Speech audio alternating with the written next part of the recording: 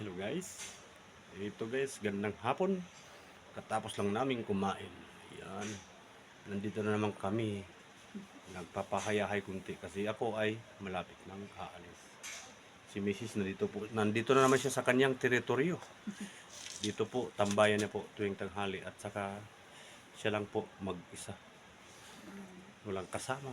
Kawawa si Mrs. Pero dahil sa pagsusumikap namin na magte-therapy, yan, gumagaling na siya, naging blooming na at gumaganda na po. Di ba? Totoo naman. Kaya lang, mamaya talaga guys, di ako makapagpa-therapy kaya minsan nakakalungkot isipin. Dahil may overtime kami. Saan? Sa trabaho, siyempre. Hirap talaga guys, no? Kapag wala, kung may magdadala lang sana kay Mrs. sa terapihan, walang problema eh. Kaso nga lang ang problema, may overtime ako kaya nahirap talaga. Kita magpapawis ako guys kasi kakatapos lang namin kumain. Mamaya pagpasok ko maiwan na naman siya. Kaya medyo talaga nakakalungkot. Ang maganda kasi sa therapy guys, libre kasi yun, 20 minutes lang. Parang B-Will therapy. Advertise nila kaya libre. Magandang sabi kasi sa doon, araw-araw. Yan, totoo naman po, medyo gumagaling-galing na misis. Kaso nga lang, minsan may pagkakataon na dahil sa trabaho, may overtime.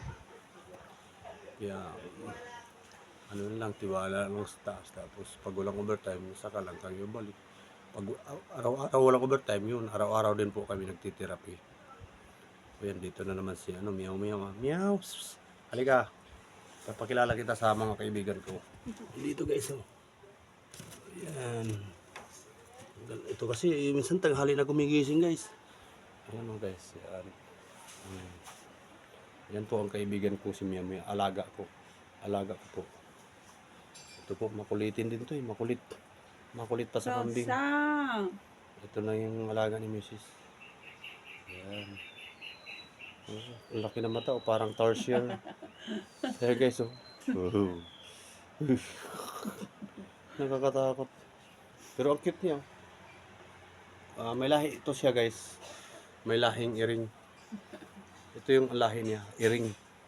Kaya malupit talaga to. Di ba Meow, ang lahi mo ay isang tunay na iring.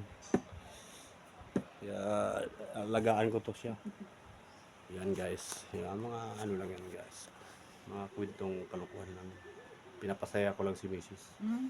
Kasi totoo, mag-isa lang siya. Kaya ayan. Ayan guys. Ito yung niya. May tabing-tabing na Kasi mainit sa loob. Biro kasi yan guys. Biro. Tapos pag doon siya sa loob, walang hangin. Dito medyo maliwalas kunti. Ako, pinapawisan nga ako eh. Kasi walang electric pa nakatutok sa kanya. Yan yung electric pa namin. Tapos naka-ready yung nebulizer guys, kaya maraming wire.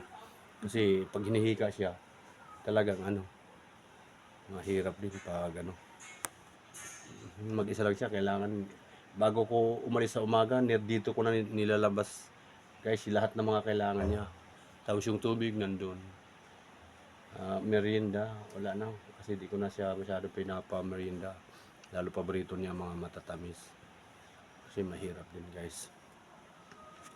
Okay guys, bye-bye muna guys. I love you all. Please subscribe naman at saka pa-like sa mga videos ko. Ayan. Bye-bye guys.